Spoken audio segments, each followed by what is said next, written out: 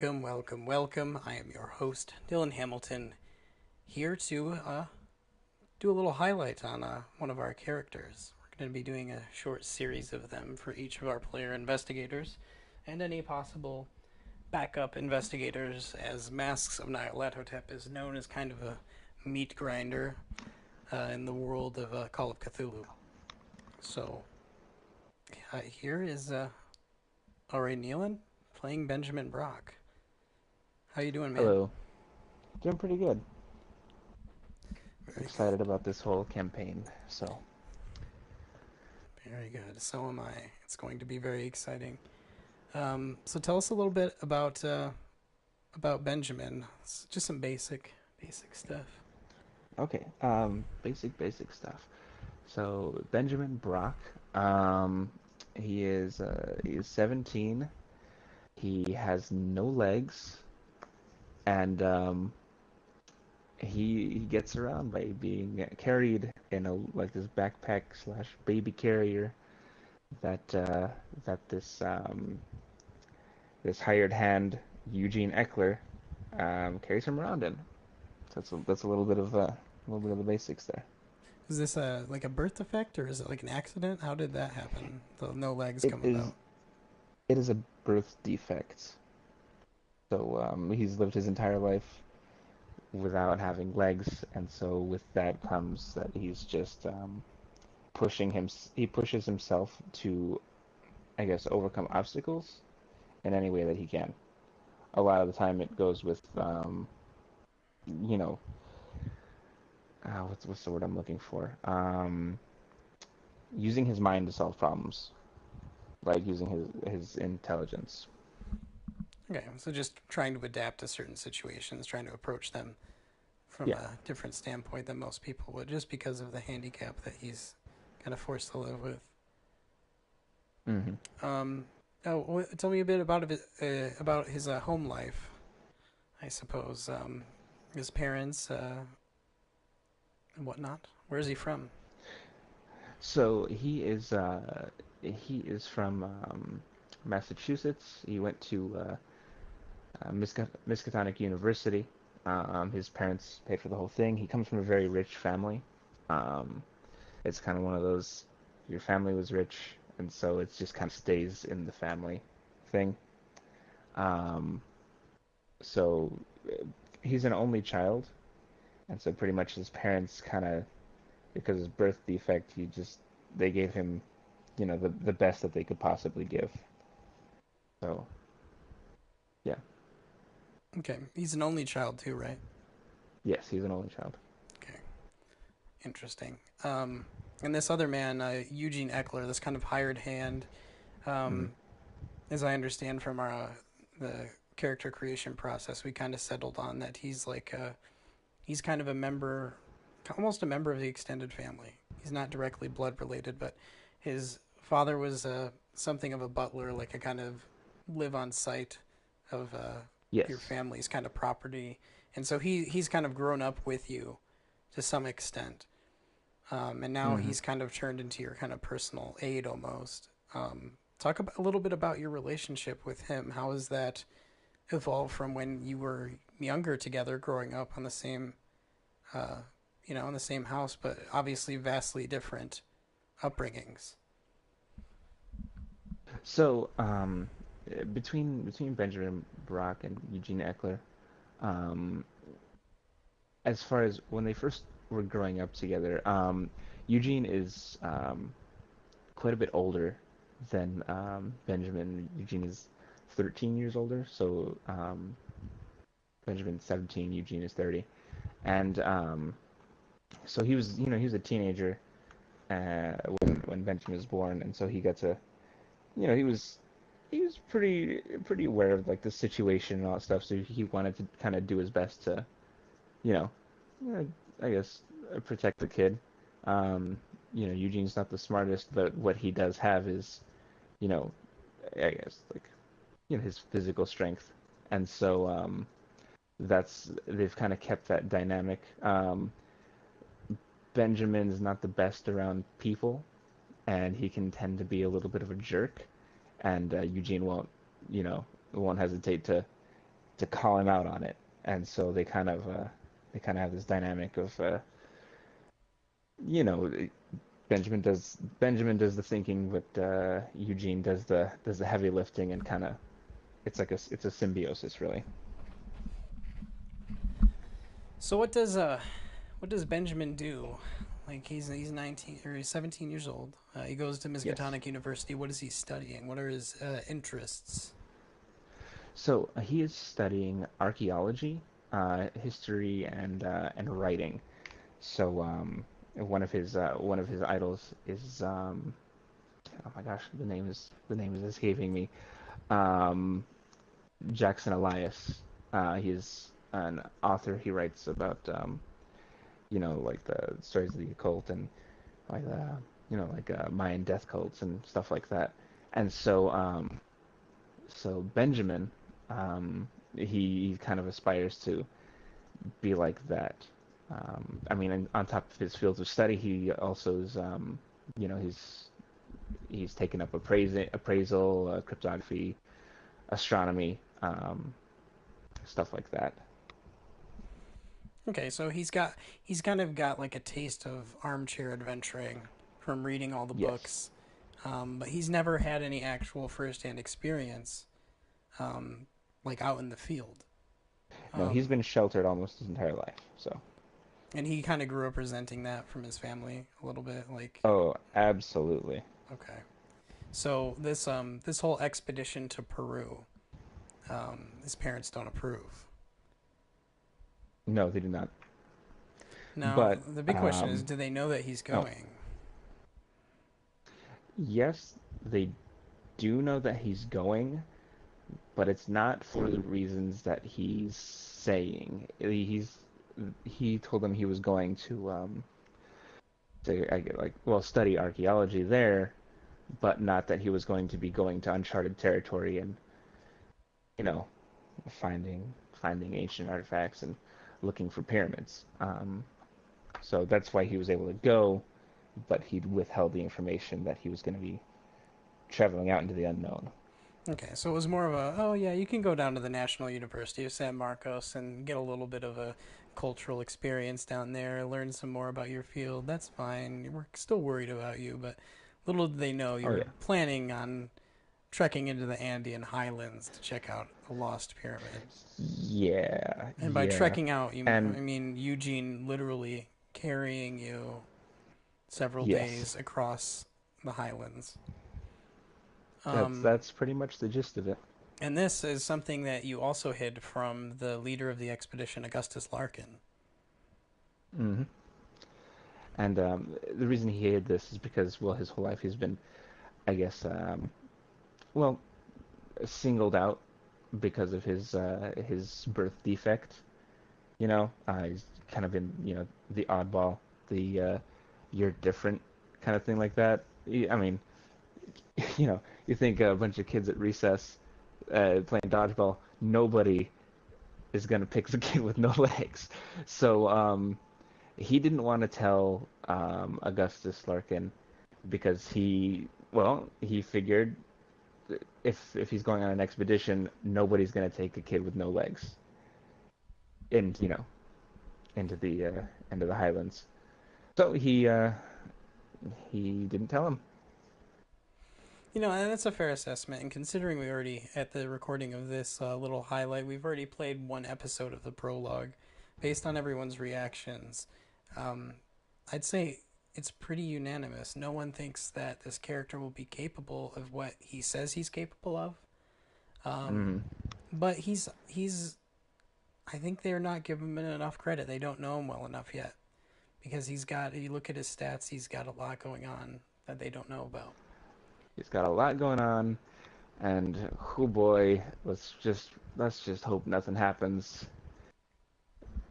Uh, yeah, I'll, I'll leave it at that. Let's hope nothing bad happens because it'll be No, a quick one. nothing bad. Yeah, your HP 6. This is already a Yeah, game notorious for, it's pretty much a game where even when you win, you lose because you either die or you get severely injured, or more than likely you go insane, and you go insane in a place where it's not possible to get help. Like if you're in the middle of the desert or the middle of the jungle, like if you don't have friends to carry you out, you might just go mad and die alone. So having 6 HP is like a major handicap. What made you, as a Oh boy. player, fascinated in taking on such a challenge? Um, what made me really want to do that, I think it really kind of came down to how we were rolling up the character. When we, we rolled size of 35, you can't really justify that very well, but it's like, you know what? He doesn't have any legs. I like it. Let's keep going. So, to to balance it out, he's got to be careful, but he's kind of a dual character with Eugene, and they're almost opposites. So it's like the two of them complete a character. Um, so Benjamin, he's got, terrible strength, terrible dexterity, terrible constitution, but as far as, his power, he's at 70, which in turn gives him 70 sanity, which is pretty darn high.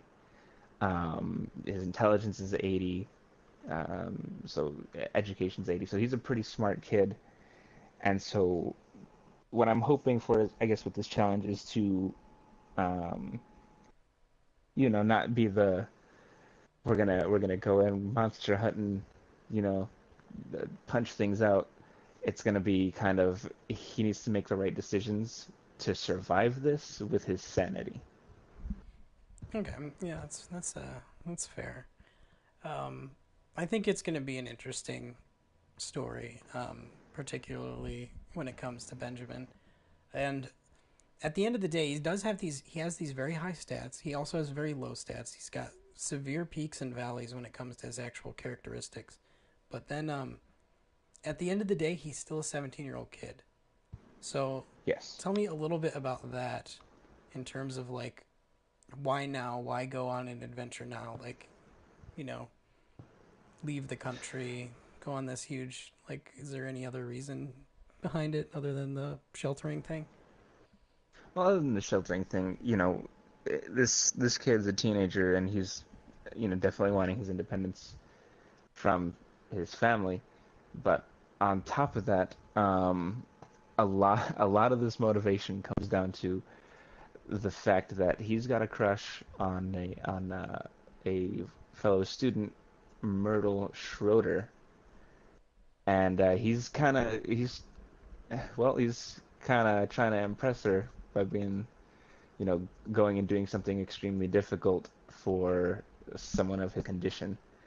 And so a lot of the motivation is he's trying to impress a girl. Now, is this a girl that he knows pretty well? Like, do they have a friendship kind of going, or what's the deal with that? Well, they have a friendship going. She gave him the well, as we described in episode one, the absolutely hideous bow tie. So that's why he's wearing it I guess because the she plaid, she gave it to maroon, him. white, and what was it? It was what was it, maroon, red, and white bow tie, Ugh, which is just oof, God.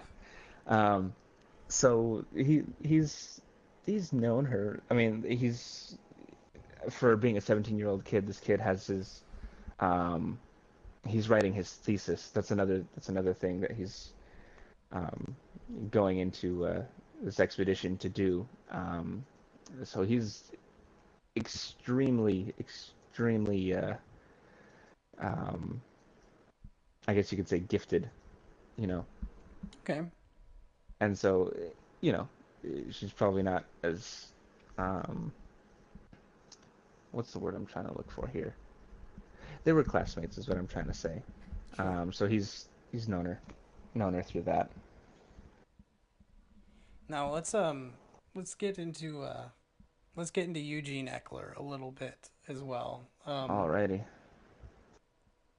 Give us a little bit of his history beyond living on the property with the Brocks and that. What is he all about?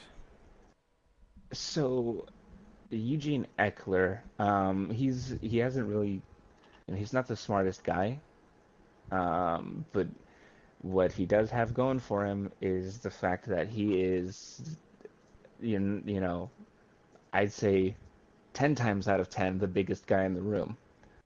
Um, and so what he would do, I guess, to support himself and make money, because he was definitely not going to be a butler um, for the Broncos, is that he made a lot of money through underground fighting rings. Um, you know, doing what he does best, which is punching things. Sure. Like, why not? Yep.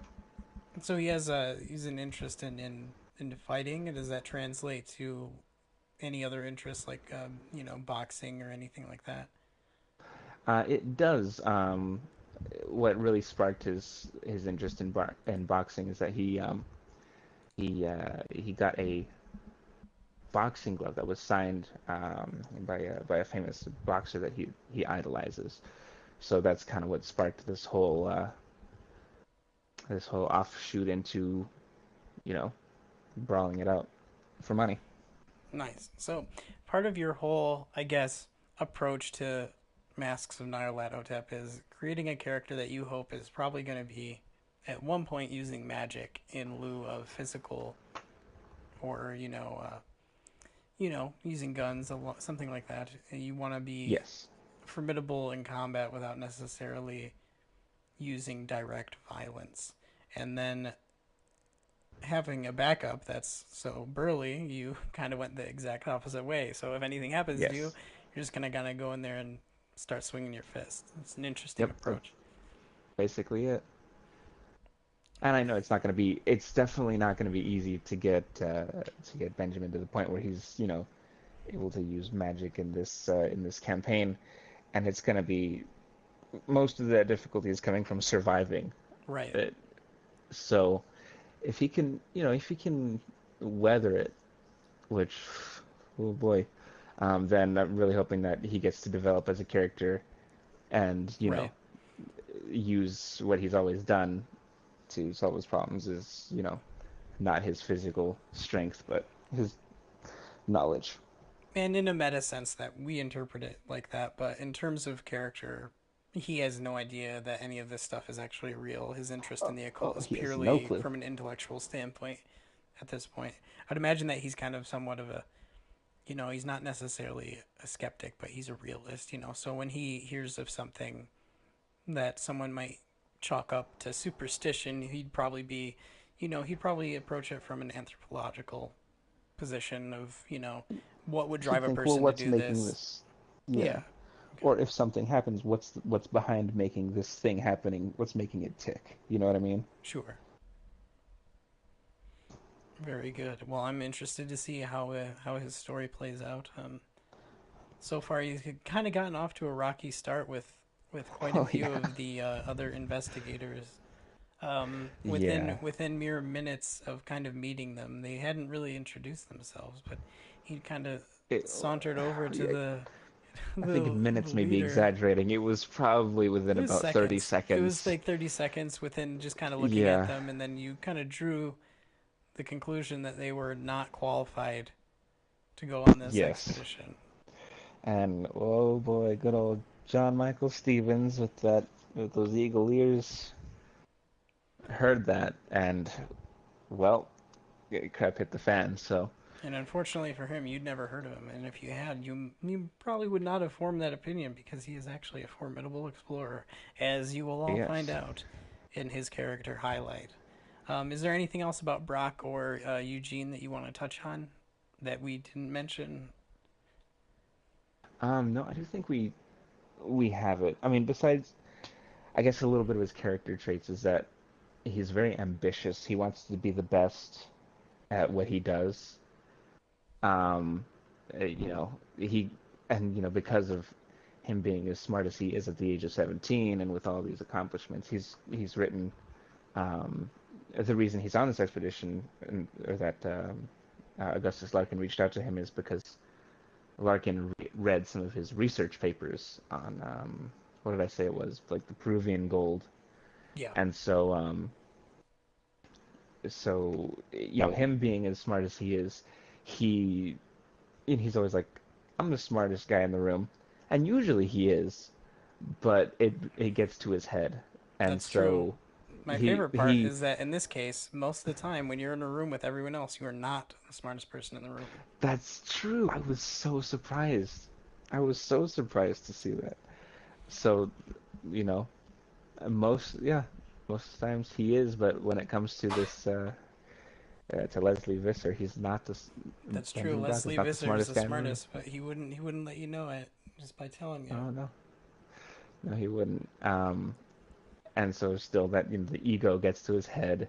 He's a bit condescending, um, and so he's not a rude kid intentionally. He's not a mean person, Oh yeah, I don't think he would have the but social utility or the social yeah, intelligence to be aware of a lot of that most of the time, which I think is fun from like my standpoint. Getting to play Eugene while you're playing Benjamin is kind of fun because it's like he's got the social intelligence that you don't have, so he can oh kind of yeah, call you out on it. Like it's like, dude, you're being weird again. Like, what are you doing? Like, take a step back and think about how you're perceived right now. Like it's yeah. and I'm And hoping so that that can that's make him a another little more endearing to the rest of the investigators. That's one thing I'm very curious yes, about is how these relationships with these strangers is going to evolve over time, yeah. And I know unless he that dies. unless he dies, I was, and I know that I was kind of trying to go into it with this. He's gonna have to prove himself anyway thing, and the kid, he's he thinks he's better than everybody else most of the time, and so he got the better of him, and he's like, I don't think these people are qualified, and so what I was going for is that he's gonna win over everybody, you know, some one way or another. He's gonna win over the rest of the expedition. Very good. Let's go back into a little bit of a meta sense and kind of discuss your expectations of the campaign in general, um, and kind of its notoriety. Um, Kind Hmm. of the player average number of investigators throughout this campaign. I read somewhere is like I think it's either 2.5 or 3.5. Like it's a Whew. pretty high number, So a lot of people get pretty burnt out before it's ever finished, and I've developed a strategy to try to mitigate this a little bit. Where every time one of our players is knocked out, they have to create the next backup. So right now we've got everybody has two characters kind of already Hmm. at bat for this. And then if anything happens to their lead, we'll be making another one. So at least they know whose shoes they're going to fill if anything happens. But what are your kind of expectations beyond that for this Um, thing? I'm hopeful that Benjamin is gonna survive this. I know that as far as my decisions in character, he is going to do his best to stay alive. Um, but that's my main um, obligation is to stay in character, despite the quote unquote best choices. So it's really in it for the story. I'm really hoping he makes it, but I'm not too optimistic because he's got 6 hit points. So if make the right choices and being careful, and hopefully you can get through this prologue and into some of the main campaign. So in even more meta sense, do you think that there's some things that as a character Benjamin accepts that he's not capable of doing, in which case you might step out of his shoes into someone else's for even just temporarily. Let's say if you knew, for instance, something was going to be more combat oriented, and is that something that would appeal to you playing a different character just temporarily, knowing that Benjamin was out there achieving something else at the time, perhaps reading some, sort of occult tomes or mythos, studying mythos I artifacts. I would say that was kind of part of the appeal to playing both Brock and Eugene, right?